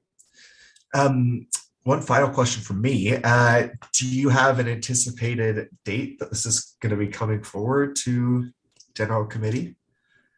General Committee, yeah, it's supposed to be coming in. I don't have the exact date, but I think the third week of March, sandwiched between March break. So General Committee, and then endorsed before the end of March. So that's the intent, and then also to have a draft available for this group and also for public feedback in February. And that gives us an opportunity for further feedback, revision, go to General Committee, and then adoption by March. That's great. Awesome. Any more questions or comments before we move on from this piece? Looking good. All right. Thank you so much, Adam. And pass along the thanks to the project team as well. It's exciting stuff. Thank you. All right. Let's move on to our first discussion item, which is the Bradford Roadway cross section. So I don't know if Brett, you had a little piece for us on this, if there's a presentation or anything that you wanted to share, so you can take it away. Thanks, Councillor Owen. Yeah, we'll just pick up where we left off, and I'll cognizant of the time here, so I'll blast through it quickly and then open up the floor for feedback from everybody. I am going to share a screen here shortly.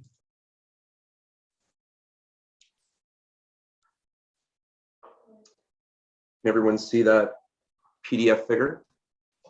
Ew. There's nothing like your Let me try that. I'm going to do that one more time. I don't think I hit share. There we go. There we go. Perfect. All right. So this is just halfway through the presentation, but basically we're getting into, and again, this is on the Bradford Street Corridor EA. This is a long range planning study that's really focused on looking at potential improvements at the intersections of Tiff and Lakeshore and Tiff and Essa, but the scope grew to include the Bradford Street Corridor, considering the amount of development that will be happening on that corridor. And just for context for the group, with the new OP, the standard or the recommendations are a minimum of 12 stories. So there is quite a significant transformation planned to occur on Bradford Street in the future. So we want to make sure we have an understanding of what we want to see as terms of a cross section out here, and making sure we have a sufficient right of way to make sure that happens and we can support active transportation as well as transit. So again, I'm hoping you can still see this screen, the presentation screen. Yes. Perfect. Okay. So this is the city standard cross section for a 5-lane road. This is a 34-meter right of way. And this was really the genesis of this cross section was the prior 2014 transportation master plan. So this features buffered bike lanes. With the release of the new OTM Book 18, there's the call for increased physical separation, especially on any roads with more than 3 lanes. So taking this cross section, we want to move towards a physically separated solution. So we looked at a long list of alternatives. I'll run through those quickly. I'll let you know what the preliminary preferred is, and then I'll just open up the floor, like I said. So the first options that were considered were physically separated bicycle lanes, just using flexible bollards with the on-road bicycling lane at the same plane as the traveled roadway, with 2 illustrations showing what that looks like. I think that's fairly straightforward. Then we looked at 2 cycle track options, one with the cycle track beside the traveled roadway, one with the cycle track beside the sidewalk. We looked at in boulevard multi-use paths, so 2 4-meter paths, one on each side. So that would be bi-directional travel on each pathway. And then finally, we looked at a 2-way cycle track option. So sidewalks on both sides with a 2-way cycle track on one side. And I believe that is the 5 options I believe we looked at. So the preliminary preferred is a 1-way cycle track option. The reason for that is just the numerous access points that hopefully through redevelopment we'll be able to control, but it's very difficult to do that without assembly properties. So that gives us the best safety. Drivers have the expectation of always looking to the left to see if cars approaching versus a two-way travel. They're not accustomed to seeing fast-moving bikes coming from the other way, so that's a challenge with a two-way facility. A mixed-use trail, again, has that same problem with the bi-directional traffic. And alluding to the first presentation, there is concern or consideration for e-bikes mixing with pedestrians, so it is beneficial to have separate space for cyclists and pedestrians. That doesn't mean that's going to happen everywhere, but especially in a downtown context with this type of intensification, separate facilities for each user is definitely beneficial. The preferred solution out of these two, right now, we're leaning towards the bottom configuration. We're still trying to work through what the exact right-of-way size will need to be to accommodate that. We're hoping we can fit it in with the 34-meter standard size, but we are required to give an offset buffer from the sidewalk for accessibility requirements that we have to look into, just and then separation from adjacent infrastructure, vertical separation from the cycle track to that. So again, so we're looking at kind of the bottom figure is likely our preliminary preferred, but we're still in a period where we're open to feedback. One of the biggest concerns with the top configuration with the cycle track adjacent traffic is the challenges with snow clearing. The windrows would be dumped in that location. And if we're not on top of that very quickly, if that did ice up, that becomes a very cumbersome and difficult, as well as costly operating issue to be dealt with, especially if that, again, ices up into a frozen snowbank. So our thoughts are there's synergies with having the facilities located side by side. We may be able to do the snow clearing in one pass potentially, depending on the piece of equipment used, versus a dual pass each side. So there might be additional cost savings with the configuration below. And I'll just give you an example. I'm not going to do that because I might lose the screen. But if you look at Main Street in South Bend, Indiana, it's a good example of an urban area with the cycle track beside the sidewalk. That's a good example of this. And I can get to that at the end. But I just wanted to open the floor if there's any feedback or questions on that. All right, I see Hannah's hand flew up and then Kelly right after. Thanks. Just a question. In the PIC, would there be an option of not widening Bradford Street, so including the cycle tracks, but not adding those extra lanes to? So the only additional lane would be the two-way left turn lane, and that's to facilitate site access into the redeveloped properties. So with the growth in the city going from 141 to 298,000, there'll be significant pressure on Bradford Street. Definitely recognize there's that push-pull of a desire to create more of a Dunlop Street, slow downtown. But our transportation network is so constrained and impacted by Kempenfelt Bay intersecting the grid system that we do have to accommodate that traffic somewhere.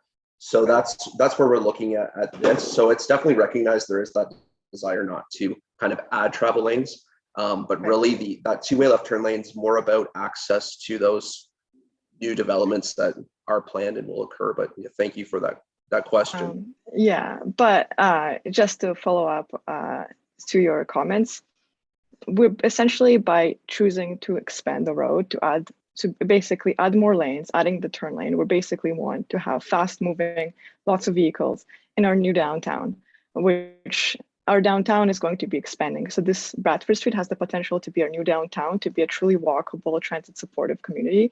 I made a presentation about the severe financial, health, and environmental consequences of widening Bradford Street on June 15th. And basically talking about how induced demand makes traffic worse by actually widening the road. So I believe City Building Committee directed staff to look into the Destination Bradford option. And I was wondering if that would be in the PIC. Yeah, so we'll appreciate that feedback as part of the PIC. The OP still designates the downtown as the Dunlop Street area. This is with the Urban Growth Center, this location.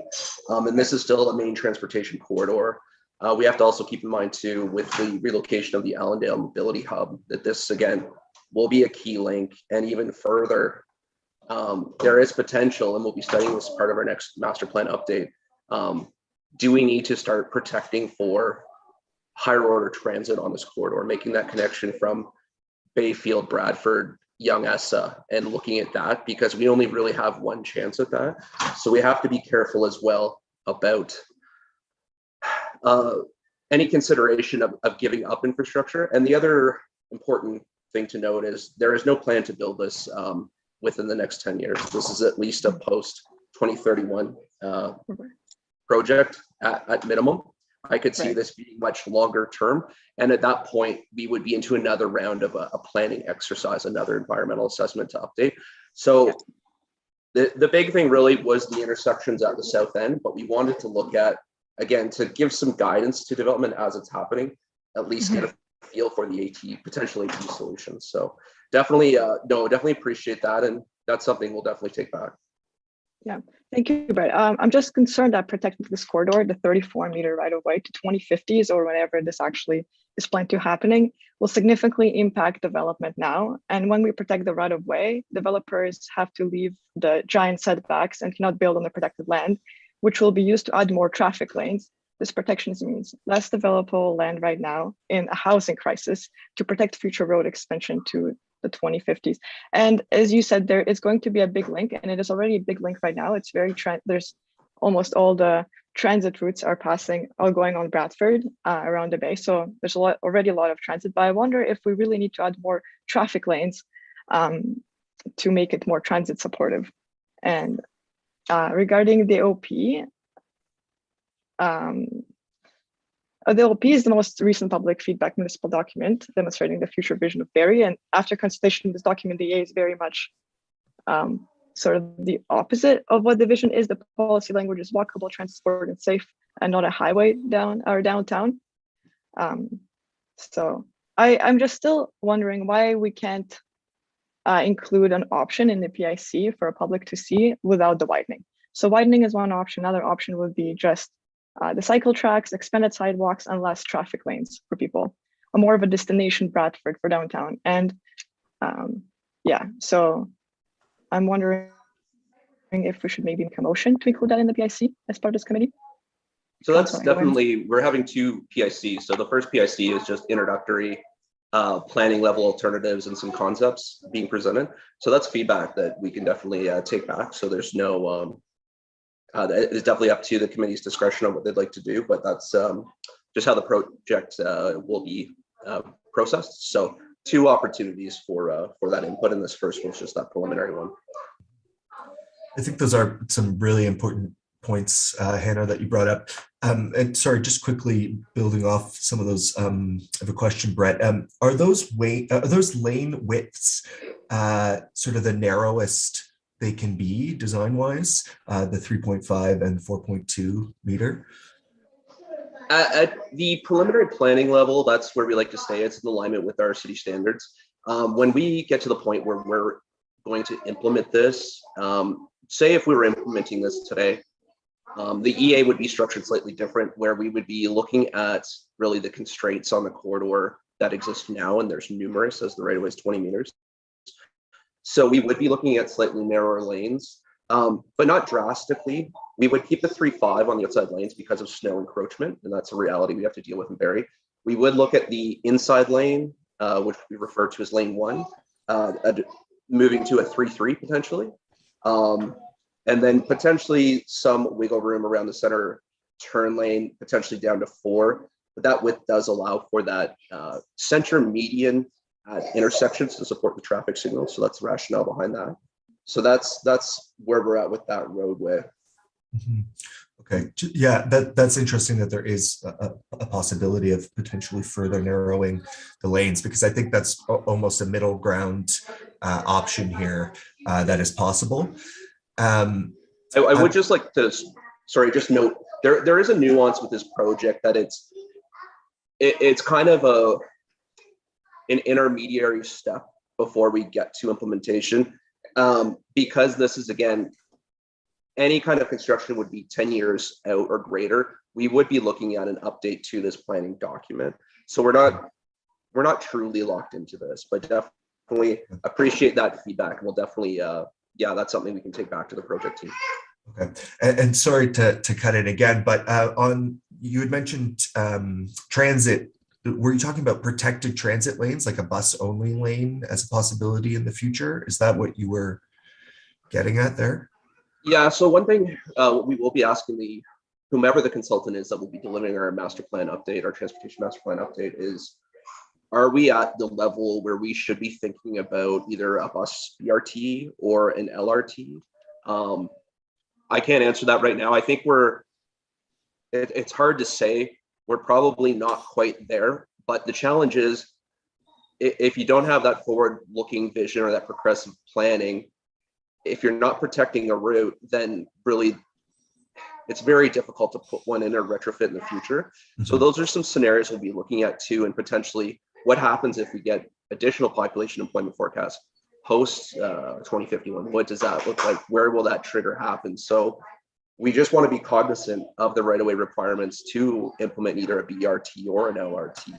And this would really be one of the primary corridors, again, linking Bayfield, Bradford, Young Essa potentially. So we don't want to preclude anything yet. It's not saying that we're there from a justification standpoint, but at a population approaching 300,000 by 2051, I think we want to at least ask the questions and start thinking about it.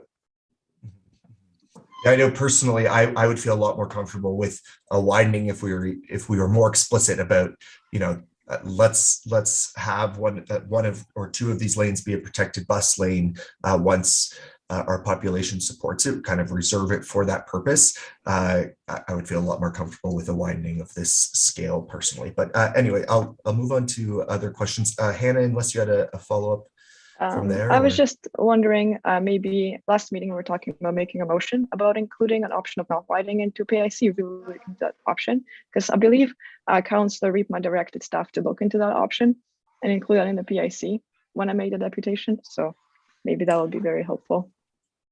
Okay, Brett, is that a possibility for there to be an option like that presented at the initial PIC or even the second round? Yeah, the PIC right now, we're at advanced stages. There'll be a memo to council coming in the circulation package this Thursday with the letter that's going to residents. So, but we'll be able to take that back for sure and look at that as part of feedback as part of PIC number 1. So there's no issue there. There's definitely capture that with the project team. And the PIC again will be scheduled or is scheduled for January 27th. So notification will be coming, but that'll be in the circulation package this Thursday. Okay, so Hannah, I think there's plenty of room for us as a committee to provide feedback at that first PIC, and then hopefully we'll see some of that feedback included in the second round, if I'm understanding Brett correctly. Okay. Okay, I forgot what order I saw the hands go up. So Kelly, and then John, and then Eric. Okay, thank you. I agree with Hannah about Bradford Street. And I guess here's my reasoning. When we talk about the next 20 to 30 years and how we're reducing our greenhouse gases, and of course, we're also building and attracting and having people come to live in our city, but creating a more dense city where it's walkable and cycling. I'm not sure how, and I guess and again, I'm not a planner, but I'm just not sure how this whole plan about reducing greenhouse gases is somehow not aligned with our road development. I'm a little confused. So I get this is 10 years or maybe 15 years out, but then wouldn't it make more sense to think about it as lessening vehicle traffic as opposed to creating the road for more cars, that our focus really is less cars? So I'm not sure if there's a misalignment or something. That's just my observation from the cheap seats. No, appreciate that feedback. And I think the key thing to keep in mind is, again, a doubling of population. So 141 in 2016 to 298 in 2051. The other element too is the two-way left turn lane is really about access to these developments. So when we have 12-story plus developments, we need that left turn lane on Bradford Street to be able to maintain a reasonable level of service. The third element too is Bradford Street. There's always been the desire to encourage traffic to move from Lakeshore to Bradford Street. I think if we're too restrictive, we'll be just at least maintaining status quo, if not worsening the situation on Lakeshore Drive, which is definitely a clear desire from residents to have that relief on Bradford Street. And I think lastly, again, as I mentioned, with the uncertainty of the need for higher order transit, that's the bit of a concern as far as just the overall right-of-way width. Again, we're not doing anything anytime soon. And the 34 meters is already in place. It's already council approved and being protected for. So there's no real change being proposed yet, but definitely we can take this back as an option we can look at as well and to discuss it. So.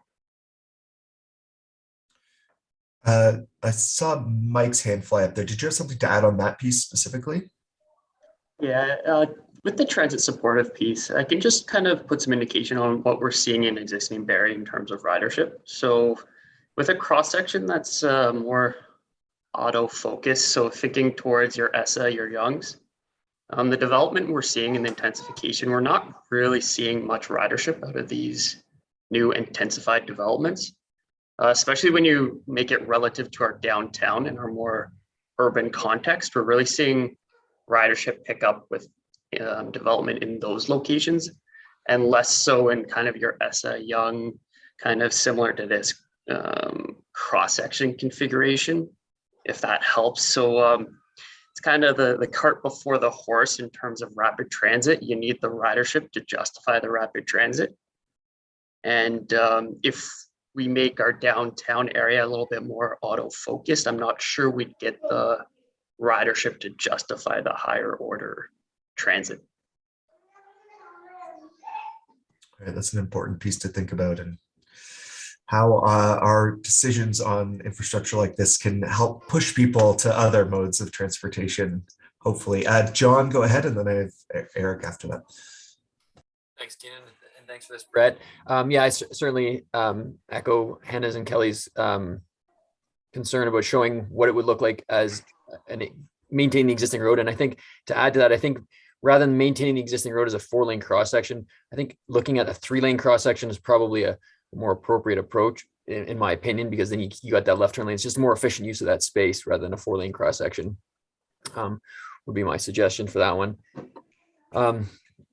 But beyond that, yeah, I think it's good to take a look at that to see, and when they come back with that to say, you know, in order to make it work for a 3-lane cross section, here's what the modal split would have to be to say, like, this is what we'd have to shift over to active transportation or to transit to take a look at that. And I think it's important to know that and to see what that is. So certainly support that recommendation.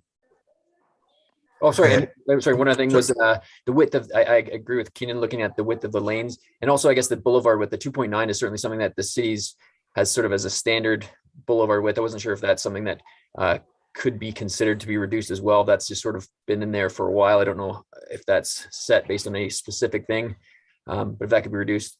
And the last item was, sometimes a lot of these sections, we maintain the width along the entire length of the road, even though left turns can't be, I don't know if the plan for this one will be to have left turns be permitted all the way along with the left turn lane, or if it's going to be only at major intersections. And so that wide boulevard sometimes seems like a bit of a wasted space through the center. If there's an opportunity to do more of an hourglass type configuration along some of these roads, something for consideration as well. Yeah, definitely. Thanks for that. Thanks. Okay, so Eric Jacoby Hawkins, and then I see Eric Van Weesenbeck next. In light of time constraints, I'm going to pass.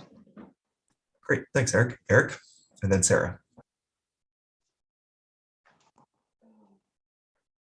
Yes, thank you very much, and thanks for reviewing the options that you have here, Brett.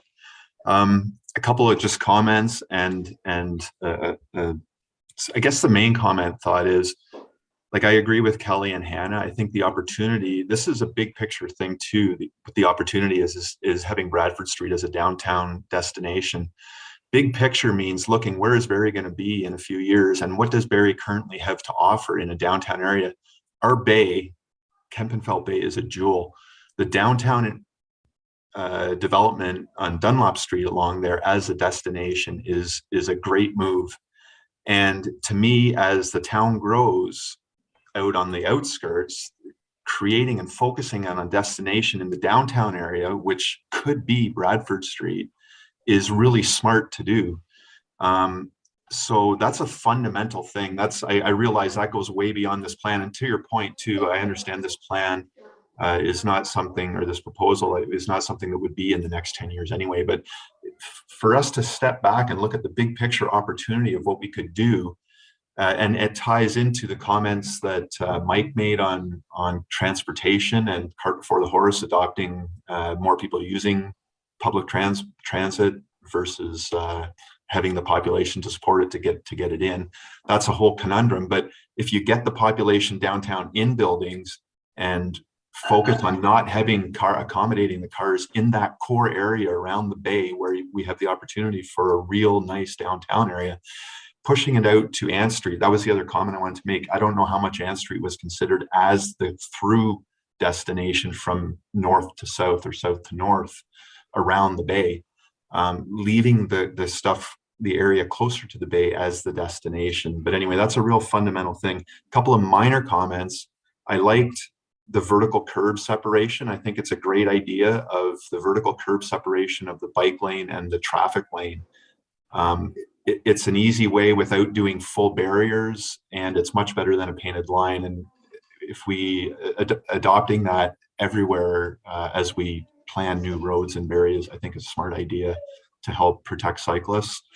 And to John's point, 3 lanes would accommodate the turning, and the two remaining lanes, 1 in each direction, would maybe be a compromise to keep that as a downtown more destination where people feel good about walking and biking, but still accommodate some road traffic through there, as we do with Dunlop Street, sort of. It's only 2 lanes through on Dunlop.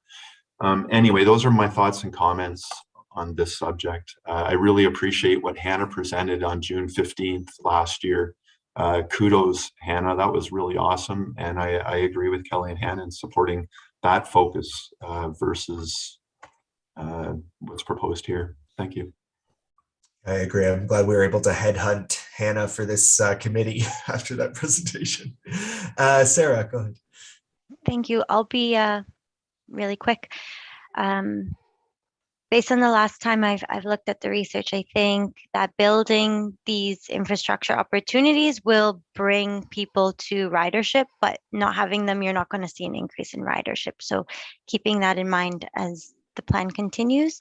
And the second thing is I wanted to point out a potential synergy in these buffer spaces. In the example images, I'm just seeing a lot of gray space that is impermeable surfaces. But if a consideration to make those more green space or permeable surfaces, that would really support some other benefits that this committee and others are working to address in related spaces for health and the environment. That's all. Thank you for this really deep discussion. Thanks, Sarah. Awesome. Okay, we have 1 minute left in the meeting, and we have about 1 million other agenda items. You win some, you lose some. This meeting, we didn't quite make it to all of them. Is there anything from the items listed on the agenda that someone feels they need to address now, or an important reminder or anything on any of those pieces? Not seeing any. Oh, Anne-Marie, yeah. Maybe just if this launches into the next meeting, if I may be so bold as to say it'd be great to at least have the bike the night move up front on the agenda, because I think we're going to look for some endorsement, and we've got some dates and concepts we'd like to have some discussion on. So if we could, I think it's okay. I'm looking at John and Kelly. If we can move that, but if we could commit some time to that, I think we want to have a lot of discussion, not just an update on it. Mm-hmm. And then my only comment is, I think I caught that the PIC first piece would be on the 27th of January, 26th or 27th. Would it be important to continue to have this item on our agenda, Brett, and others for February, or should we bring it back after at a later date? It wouldn't hurt if you wanted to keep it as a standing item. Just have it on the next agenda, and just if there's anything relevant. If not, we can skip over it if there's nothing there. But definitely we'll with the timing, there's probably won't be a whole lot to talk about at the February meeting, but probably maybe March or April potentially. Okay, great. Yeah, I think that's a great idea, just having it as a standing item, and if maybe even just a brief, like a debrief from the PIC at our next meeting. Okay, so yes, we can definitely move Bike the Night to the front of the agenda, and so that's a note for you, Brandy, that we're going to defer all these items to our February meeting and move up the Bike the Night to the top and keep the Bradford cross-section item as a standing item for now. Anything else before we adjourn for today? I had a quick question for Kevin. The single tree bylaw public consultation, just because it was there, is that happening before we meet again for this committee? No, the PIC is scheduled for February 24th. Okay. Thanks. Okay, that's great. Okay. All right, with that, feel free to reach out to myself or Brandy if there are agenda items that you'd like to see included at a future meeting, and we can make that work. Thanks so much to all the staff who dedicated their time today and the presenters, great information, and thank you to the committee members for always asking such awesome questions. All right. So we'll adjourn today's meeting and we'll see you next month. Everyone stay safe and stay sane, and I hope everyone's okay. All right, take care, everyone. Happy New Year. Happy Thank New you, Year. everybody.